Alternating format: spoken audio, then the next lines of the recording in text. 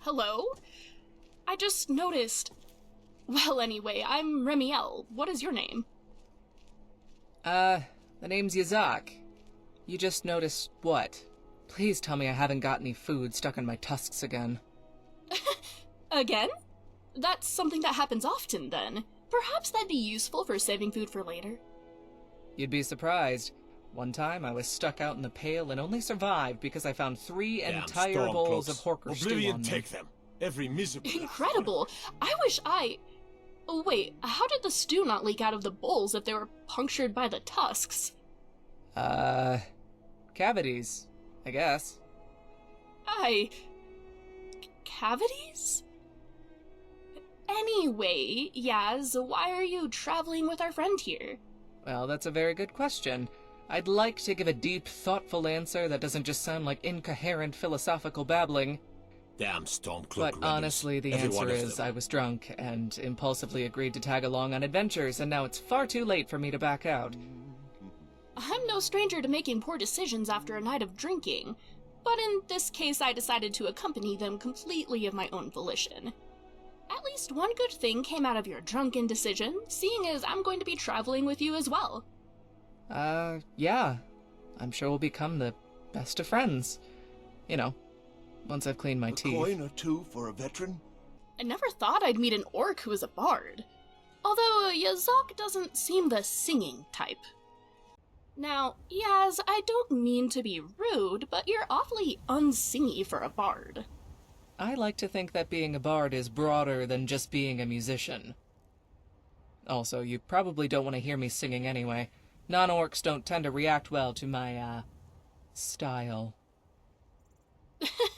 You don't want to hear me singing either, so I suppose we're on the same page there. So if being a bard is more than music, what, do you do exactly? Well, I'm a writer. I write things. You write things? Like books? What sort of content do you write? Adventures? Mysteries? Or perhaps more practical topics? Scientific observations? Theories on the forces of Nirn? Well, I write stories. I don't really have a particular genre, I just like writing characters and exploring who they are. Sorry, it's not a very exciting answer. I think that's why my work struggles to find willing readers. While I highly value books compiling research and discoveries, I also love to just have a nice story to read. And I do like people, so characters are fun too. Are any of your stories available for reading? Well, I don't have any on me at the moment. I've got some of my work in my room at the Bard's College in a desk somewhere. I could dig something up, if you'd like. I just need to remember which room is mine. It's been a while. Yes! Yes, please, I'd love that! So, if Yazakh is not the music sort of bard, that means my dreams of her hitting someone upside the head with a lute are out the window, aren't they? So, you're mainly into Dwemer, huh? Of course I am! They are incredibly fascinating and their technology is beyond compare! Imagine if we could recreate their devices! Skyrim would be so much more palatable if there were automatons in the cities. A lot of places in Skyrim would be even more palatable if they replaced the people with automatons outright. Not that I would seriously advocate for that, of course. Imagine if instead of Nords, there were just automatons. It'd be so exciting going into Markarth and discovering a Dwemer sphere instead of Klepper. Although I imagine the Nords wouldn't like being automatons, so maybe not our best idea. Honestly, I'm not sure the automatons like being automatons either. Assuming they're capable of having feelings on the subject, that is. What? That can't be right. What makes you think that? Well, if I was one, I'd get seriously irritated by all the clanking my body made. It would really make me appreciate the comparative silence of bones. Silence of Bones. That would be a good title for a story. I suppose I never thought of that. It would make stealing things a pain. Although now I'm imagining what sort of sounds bones would make if we could hear them whilst walking. Do you suppose animated skeletons not only have the torture of being raised, but also the more benign torture of hearing their bones clanking? Now that you mention it, they probably do. How tragic. No wonder they're so violent all the time. Those poor bastards. Sometimes Yaz says something, and it takes me a while to realize it was a joke. She says her jokes so seriously. Yaz, I've not been around many orcs. I must ask, what causes the green coloration of your skin? You know, I'm honestly not sure. The story goes that Boethia ate Trinimac, turned him into Malakath, and turned his followers into us. Dunno how literal that's supposed to be. I guess Boethia could have decided to pull an Azura and change our skin and eye colors as a supposed punishment. I don't get how blue and green skin tones are meant to be a bad thing, though. Maybe the Daedra have a warped sense of what constitutes bad. Or maybe it's just our diet. Too much meat. Yes, I imagine Daedra do have a strange idea of good or bad. Well, so do a lot of mortals, I suppose. It's all subjective anyway. Does that mean you like being greenish? I guess so. I mean, I think it works for me aesthetically, at least. How do you feel about being pinkish? Well, I suppose I've never really thought of it. But now that it's been pointed out, I see that it's rather a silly question, isn't it? Sometimes, my thoughts become words more quickly than I can remember that some thoughts are maybe better left as just thoughts. Sorry. Nah, don't worry about it. Nothing wrong with being curious. But, yeah, I don't think most people think much about how they look until the rest of the world gives them a reason to. Yes, I think you're right, Yaz. Do you have any idea why Remy stares at my tusks so often? I'm sure they're not that impressive. So, Yazakh, are you from Skyrim? Originally, I mean. Actually, I'm pretty new to Skyrim. I mostly grew up in Cyrodiil. How about you? I think I overheard something about High Rock, but you know what they say about assumptions. Yes, I'm from Wayrest. I've never been to Cyrodiil. I've always imagined it's just inhabited by Imperial soldiers. What is it like there? It's a lot brighter and warmer than Skyrim. Less dangerous, more open-minded, slightly more boring maybe, but only slightly. Also, I noticed that people tend to have rounder faces down there. Might be due to the sunshine. Do rounder faces coincide with warmer weather? I've never noticed such a thing, but I admit I haven't been paying attention to it. I mean, it's not a very good or even likely explanation, but it's an explanation at least. Some of the most unlikely explanations sometimes turn out to be true, and those are my favorites. The stranger, the better. But Cyrodiil sounds lovely, except for the boring part. Are there many Dwemer runes there? Actually, no. I don't think the Dwemer ever really came to Cyrodiil. Sorry to disappoint you. I actually take it back. Cyrodiil sounds miserable. How did you ever survive there, knowing there was something so fascinating you could never see? Knowing that you could be in a Dwemer rune somewhere out there, but couldn't right then in that moment. Well, the inns are better in Cyrodiil. I'll take that as a consolation. The inns are better, she says, because that most certainly makes up for it. Don't tell Yaz, but I think some food was left on her tusks again. Maybe we should tell her, actually. Would it be rude not to tell her? So, Yaz, you said before you like to explore who characters are. What are some of your favorite characters you've explored in your writing? Good question. Hard to say, really. Sometimes I can enjoy writing a particular character, but also hate their guts as a person. Good example of that is Chief Bartok from my play The Ecstasy of Bartok of the Void. I'm rather confused. How can you enjoy this Bartok, but also hate him? I don't know. I guess I want to try and figure out why people like him are the way they are. Perhaps it'll make me feel more empathetic, although so far it mostly just makes me hate them more. I suppose I never thought of it that way, figuring out why people behave in certain ways. I've always just assumed, well, that there was very little going through their heads. So your writing of characters, it's also to feel empathetic? Yeah. If anyone ever wanted to write about me, I'd hope they'd think about me like that.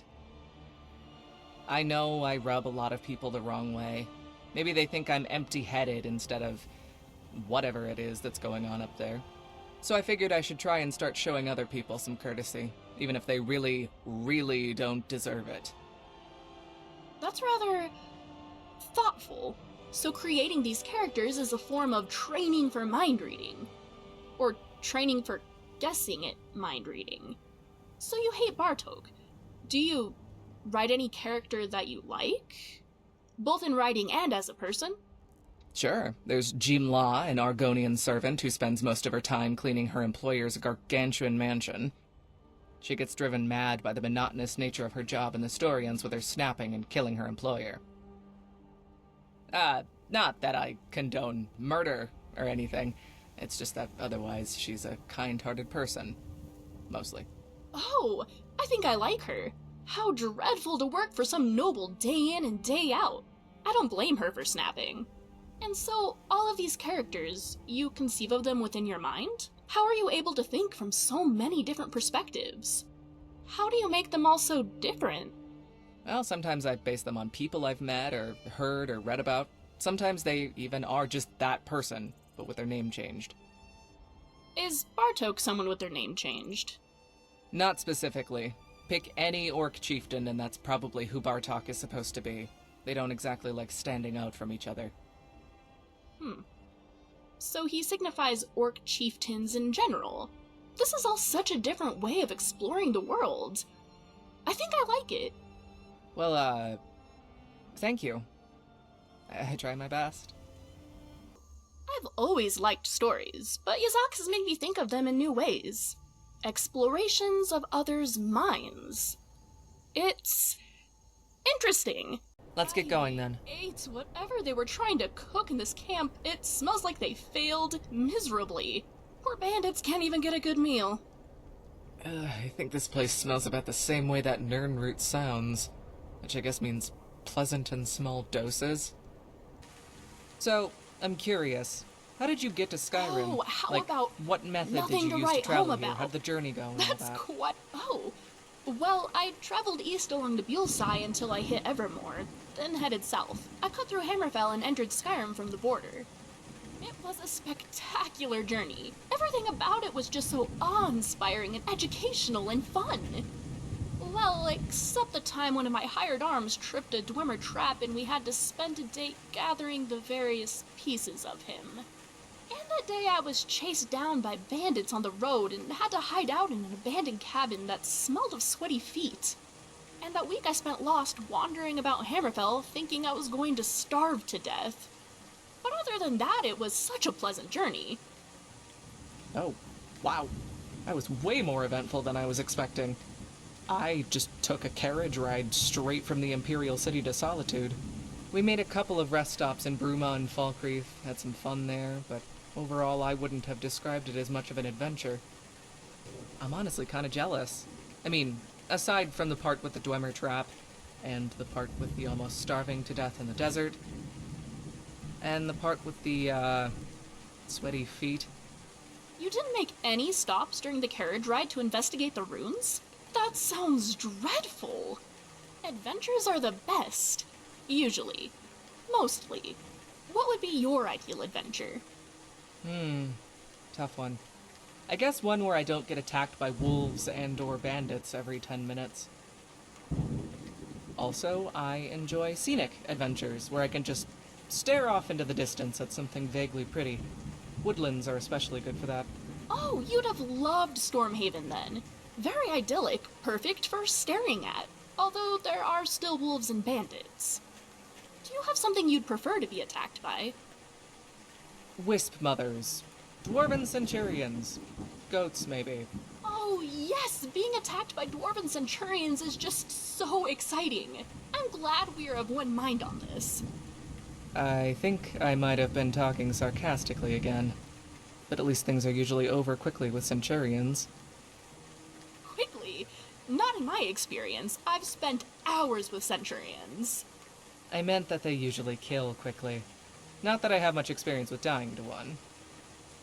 Oh, how about nothing to write home about? That's quite a good pun, Remy. I think Yazakh will certainly laugh. You handle yourself quite well in battle, Yaz. You don't even need an automaton to help you. Where did you learn to fight? I did a very brief stint in the Imperial Legion. Still not sure why I joined, but that's the case for a lot of the decisions I make.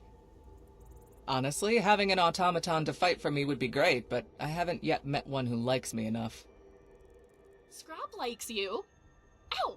Scrap, don't poke me like that. Okay, Scrap sort of likes you. Of course, that doesn't mean you can have him, just to make sure you're aware. But, the Legion, how was that? Terrible. Absolutely terrible. I thought there'd be some kind of grim poetry to it at least, but I was shocked by how boring it was. I spent almost the entire time following orders and carrying stuff. Not exactly an experience I'd want to repeat. I should clarify that the irony in my statement was unintentional. I won't tell our mutual friend you said such a thing, don't worry. I must say, though, that experience certainly sounds dreadful. When did you leave the Legion? A few months after I joined. There wasn't one big incident that made me decide to leave, I just gradually stopped showing up. I'm not sure any of those foppish Legion types even noticed I was gone, if they even knew I was there in the first place. Well then, it sounds to me like they weren't worth your time anyway. I think it's wonderful that you decided to just stop doing what you disliked. I can't imagine becoming a soldier. I'd rather not pretend to take orders from someone who thinks they are in charge of me. Could you imagine me in the Legion? I honestly don't even want to imagine you in the Legion. No offense. Don't be rude. Well, I suppose I do agree with you, though. Honestly, I'd take it as a compliment. Now, Scrap, don't be rude. Yazakh is our friend. No, she's not going to steal you, I promise. You came through Falkreath when traveling to Skyrim, right, Yaz? How did you enjoy all the, scenery? Such as the gravestones? And all the other gravestones? Hey, that's not entirely fair. Falkreath also has a lot of trees. And other trees. Do you suppose Yaz writes any stories meant to frighten people? I wonder if she'd let me read them. I quite like scary stories. I'm curious, Yazakh. Do you have any family back in Cyrodiil? Yeah, a mom and a dad. Both orcs, both pretty normal and functional people. A lot of people have very bad or complicated relationships with their parents, so I'm glad I got lucky with mine. For once. How about your family? What are they like? My parents are back home in Wayrest. We always got along quite well, although I'm afraid they're lonely with both me and my sister out of the home. Although my sister has always behaved as though she must protect me from everything. I imagine because of my numerous near-death experiences. I'm an only child, personally. Always wondered what it would be like to have a sibling. Although I'd worry it'd be a coin flip as to whether we'd get on or hate each other's guts.